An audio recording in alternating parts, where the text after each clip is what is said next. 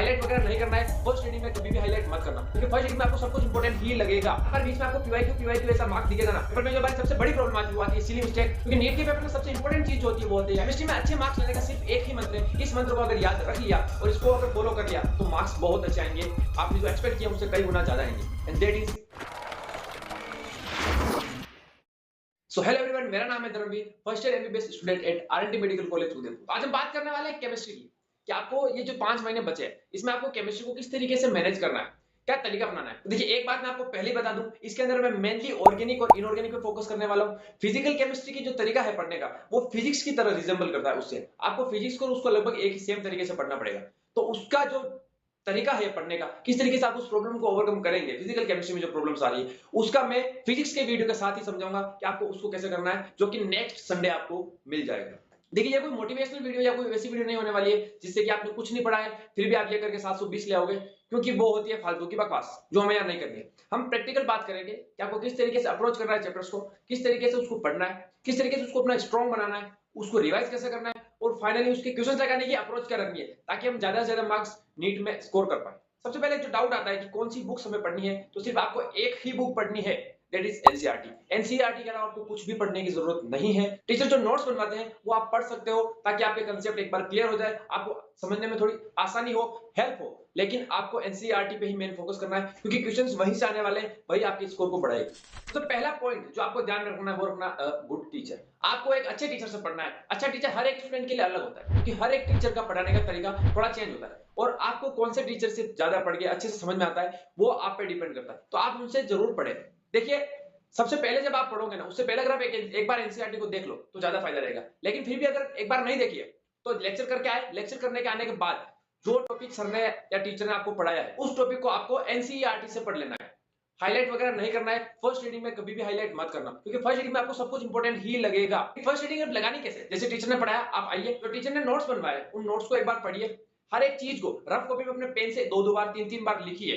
कोई जैसे कोई रिएक्शन है, उस रिएक्शन को टीचर ने पढ़ाया, उस रिएक्शन को एक बार देख के लिखिए, फिर उसको बिना देखे उस रिएक्शन को लिखने की कोशिश कीजिए। अपने आप को एक्सप्लेन करने की कोशिश कीजिए कि इसके अंदर क्या क्या होता है, क्या क्या प्रोडक्ट बनता है, क्या रिएजेंट होता है, क्या इसकी टेम्परेचर और बाकी सब कंडीशंस होती है, वो सब कुछ आपको खुद को समझाने की कोशिश करनी है। उसके बाद आपको एनसीईआरटी की रीडिंग लगानी है, जो टॉपिक आपको पढ़ाया गया है।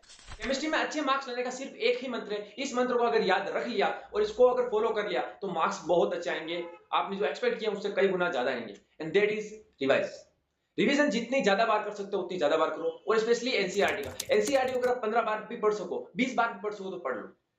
लेकिन ऐसा नहीं कि आप सिर्फ केमिस्ट्री को रिवाइज किए जा रहे हो, बाकी सब्जेक्ट के लिए टाइम नहीं निकाल पा रहे हो। बाकी सब्जेक्ट के लिए भी टाइम निकालना। ऑर्गेनिक और इनऑर्गेनिक के लिए जितनी बार एनसीईआरटी पढ़ सको उतना पढ़ना। अब एनसीईआरटी को पूरा नहीं पढ़ना है, पूरी एनसीईआरटी को अगर बार-बार पढ़ोगे तो टाइम बहुत ज्यादा कंज्यूम करेगा। आपको शॉर्ट नोट, फ्लैश कार्ड्स पे चलना है। अब शॉर्ट नोट्स, फ्लैश कार्ड्स वगैरह आप उनमें ना उलझना चाहे तो एक बहुत अच्छा सजेशन आपके पास है, और वो सजेशन है आप एनसीईआरटी की बुक पढ़ो, और उसमें से जो आपको समझ में आया है, जिस चीज को आप सिंप्लीफाई करके कम वर्ड्स में लिख सकते हो, उसको एनसीईआरटी की साइड में जो मार्जिन होती है उस मार्जिन पर लिख लो। इंपॉर्टेंट रिएक्शंस को हाईलाइट कर लो और पीवाईक्यूज करो। जितने ज्यादा पीवाईक्यूज करोगे उतना ज्यादा फायदा करेगा। अब आप पीवाईक्यूज जो कर रहे हो ना, उन पीवाईक्यूज को एनसीईआरटी के अंदर जो पीवाईक्यू पूछा गया है उसको वहीं पे स्टार लगा लो, या उसके जस्ट आगे पेन से या पेंसिल से थोड़ा सा लिख लो कि ये इस साल पूछा गया। ये जो पीवाईक्यू है वो 2022 में पूछा गया या 2018 में पूछा गया, जो भी है उस पीवाईक्यू, उस चीज को हाईलाइट करो, रिएक्शन को या किसी भी कंडीशन को, और उसके जस्ट आगे आप लिख लो कि ये पीवाईक्यू में पूछा गया, ताकि आप अगली बार जब रिवाइज करो ना तो आपको पीवाईक्यूज बार बार ना लगाना पड़े। आप उसी एक बार में ही पीवाईक्यूज भी रिवाइज कर लोगे। पीवाईक्यूज आप एक्चुअली 4-5 बार लगा लोगे, और उन पीवाईक्यूज की वजह से आप जो रिएक्शन है ना उस पर बार बार आपका फोकस जाएगा। क्योंकि देखिए, एक बात होती है, हम पढ़ रहे हैं और हमें बहुत बार चैप्टर ऐसा लगता है यार क्या पढ़े, बार बार इसको पढ़ लिया है। लेकिन जब आप बार बार बीच में आपको पीवाईक्यू ऐसा मार्क दिखेगा ना, तो आपको वो चैप्टर बार बार ऐसा लगता रहेगा हाँ ये इंपॉर्टेंट है, ये पीवाईक्यू है, तो इसके आसपास का भी हमें पढ़ना है। देखिए, मान लीजिए एक पेज में से 2 पीवाईक्यू है, एक पूछा गया शुरुआत के कुछ पैराग्राफ से, और मान लीजिए एक लास्ट के पैराग्राफ से पूछा गया, तो आप शुरुआत का जो पैराग्राफ का क्वेश्चन है ना, जैसे आपको पीवाईक्यू दिखेगा उसके आसपास की कुछ लाइंस और आसपास का पैराग्राफ आप बहुत ध्यान से पढ़ोगे। फिर जैसे आपका हो सकता है ध्यान थोड़ा कम हो, तभी आपको दिख जाए पीवाईक्यू, आप फिर से उसको ध्यान से पढ़ना शुरू करोगे, और उसके ऊपर क्या हो सकता है 2-4 लाइन फिर से आप पढ़ो कि भाई इंपॉर्टेंट है, यहां से पीवाईक्यू पूछा गया है। ये बहुत ज्यादा हेल्प करता है, आपके रिटेंशन को बढ़ाएगा। और मोस्ट इंपोर्टेंट थिंग जो आपको ध्यान रखनी केमिस्ट्री में, डरना नहीं है। यस, आपको डरना नहीं है, लेकिन जब अब हम पढ़ते हैं और मार्क्स नहीं आते हैं तो डर अपने आप लगता है, ये जायज़ है। इसलिए आपको पेपर कैसे अटेम्प्ट करना है, ये भी बहुत ज़्यादा ज़रूरी है। पेपर में जो हमारी सबसे बड़ी प्रॉब्लम आती है, वो आती है सिली मिस्टेक। मेरी भी बहुत बड़ी प्रॉब्लम थी, बहुत तंग किया, लेकिन हाँ, लास्ट तक जाते थे, बहुत कम हो गई थी। शुरुआत में जो थी, उतनी तो नहीं रही थी एटलीस्ट। अब सिली मिस्टेक्स को कैसे अवॉइड करना है, पेपर को किस तरीके से अटेम्प्ट करना है, इसके बारे में जानना है, तो कमेंट में टाइप करो कि yes we want how to attempt paper in NEET. उसके बारे में डिटेल वीडियो में बनाऊंगा, लेकिन उसके लिए कमेंट करना। मैं चाहता हूं कि आप में से कितने लोग सीरियस है इस चीज से रिलेटेड कि हमें रियली प्रॉब्लम हो रही है और हम इसका सोल्यूशन चाहते हैं। अब देखिए, फर्स्ट रीडिंग आपने लगा ली एनसीईआरटी की, टीचर के नोट्स भी समझिए, फर्स्ट रीडिंग में लगा ली। अब सेकंड, थर्ड और फोर्थ रीडिंग तक ज्यादा ज्यादा आपको हाईलाइट करना शुरू करना है। उसके साइड में जो मैं आपको बोल रहा हूँ लिखने के लिए, वो फोर्थ रीडिंग, फिफ्थ रीडिंग में जाके लिखना है। ऐसा नहीं है आप फर्स्ट रीडिंग में उसको लिखने लग जाओ, क्योंकि फर्स्ट रीडिंग में आप उतना अच्छे से इंटरप्रेट नहीं कर पाओगे। हो सकता है कुछ चीजों का आप इंटरप्रिटेशन गलत भी ले लो, इसलिए उसको सीधा फर्स्ट रीडिंग में ही इतना कुछ लिखने की कोशिश मत करो। फर्स्ट रीडिंग में टीचर्स के नोट्स को अच्छे से समझ लो और ठीक है, आपको एनसीईआरटी को अच्छे से कर लेना है। और अगर आपने थोड़ा बहुत पहले से पढ़ रखा है, बेसिक्स आपको कुछ कुछ पता है, तो आपको टीचर्स के नोट्स पढ़ने की भी मैं नहीं मानता कि ज्यादा जरूरत पड़ेगी। आप एनसीईआरटी को पढ़िए, आपको अच्छे से समझ में आ रही है, देन गुड। आप नोट्स भी नहीं पढ़ेंगे तो चलेगा, लेकिन जहां समझ में नहीं आ रही वहां नोट्स की जरूर हेल्प लेना, क्योंकि कंसेप्ट भी काम आते हैं। आप सिर्फ एनसीईआरटी की कुछ लाइंस के भरोसे चले गए, तो फिर जहां कंसेप्चुअल क्वेश्चन थोड़ा बहुत भी घुमा के आ गया, वहां आप फंस जाओगे। इसलिए उसके लिए सबसे बेस्ट चीज है टीचर्स के नोट्स का हेल्प लेना।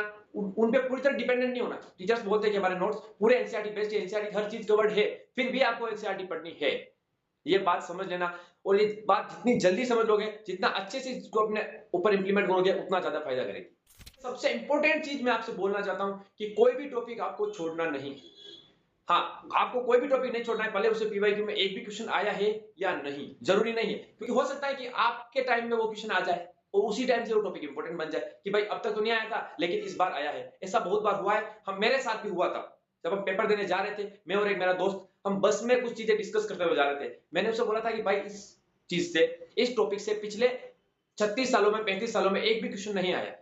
उसने मुझे एक ही बात कही कि हो सकता है इस बार आ जाए, एंड दैट हैपेंड। उस टॉपिक से क्वेश्चन आया और उस डिस्कशन की वजह से वो मेरा क्वेश्चन सही भी हुआ। इसलिए आपको कोई भी टॉपिक छोड़ना नहीं है, लेकिन इस चक्कर में ऐसा नहीं कि आप जो जिस टॉपिक से कभी पूछा ही नहीं गया उसको बहुत ज्यादा टाइम दे दे। नहीं, उसको उतना ज्यादा टाइम नहीं देना है। इंपॉर्टेंट टॉपिक्स को ज्यादा टाइम देना है, लेस इंपॉर्टेंट को कम देना है, लेकिन कोई भी टॉपिक छोड़ के नहीं जाना है। केमिस्ट्री एक स्कोरिंग सब्जेक्ट बन सकती है अगर आपने उसको थोड़ा बहुत भी पढ़ा हुआ है।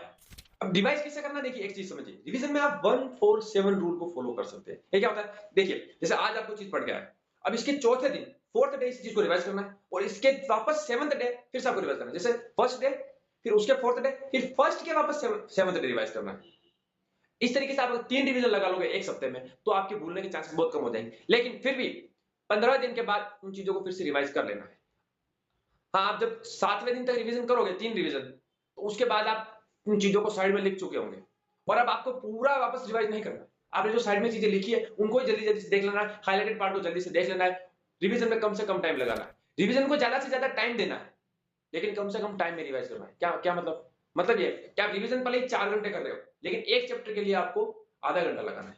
4 घंटे में आपको 8 चैप्टर रिवाइज करना है। ऐसा नहीं कि आप 4 घंटे तक एक चैप्टर कर रहे हो, 4 घंटे में आप 8 चैप्टर रिवाइज कर रहे हो, तो आप नंबर ऑफ रिवीजंस 8 टाइम्स बढ़ गए आपके। जहां 4 घंटे में एक चैप्टर करते हैं, वहां 4 घंटे में आप 8 चैप्टर करोगे, तो लास्ट तक ज्यादा अगर आपके 5 रिवीजन हो पा रहे हैं, तो यहाँ आपके 40 रिवीजन हो जाएंगे, 40 रिवीजन हो जाएंगे, और आपके मार्क्स अपने आप बढ़ने लगेंगे। एकदम से मार्क्स में इंप्रूवमेंट देखने को जरूर मिलेगा। क्वेश्चन प्रैक्टिस में ज्यादा फोकस क्यों कर रहा हूं, इसके लिए आप एक चीज समझ लीजिए। क्वेश्चन प्रैक्टिस जब आप करते हैं ना, तो आपके बहुत सारे डाउट्स क्लियर होते हैं। जहां आपको थोड़ा बहुत भी डाउट होता है ना कि मिलती जुलती दो टर्म्स आ गई, वहां आप कंफ्यूज हो सकते हो। उस कंफ्यूजन को दूर करने का बेस्ट तरीका है क्वेश्चन प्रैक्टिस करो। जब आपका क्वेश्चन गलत होगा, तब भी आपका ध्यान उस क्वेश्चन पे जाएगा, क्या यार ये गलत क्यों हुआ, इस छोटी गलती के कारण हुआ, और एक्चुअली ये ऐसा नहीं ऐसा होता है। और जब आपका सही हो जाएगा ना, आपको उस पे क्लैरिटी आएगी, आपको कॉन्फिडेंस आएगा। क्योंकि नीट के पेपर में सबसे इंपॉर्टेंट चीज जो होती है वो होती है आपका कॉन्फिडेंस। अगर आप कॉन्फिडेंट है, तो आपके मार्क्स ज्यादा आने के चांसेस रहेंगे, बजाय कि आप नीट के पेपर से पहले डरे हुए होंगे, तो आपके मार्क्स कम आने के चांसेस रहेंगे। आपके बहुत सारे सिली मिस्टेक्स, बहुत सारे छोटी छोटी मिस्टेक्स होने के चांसेस ज्यादा रहेंगे।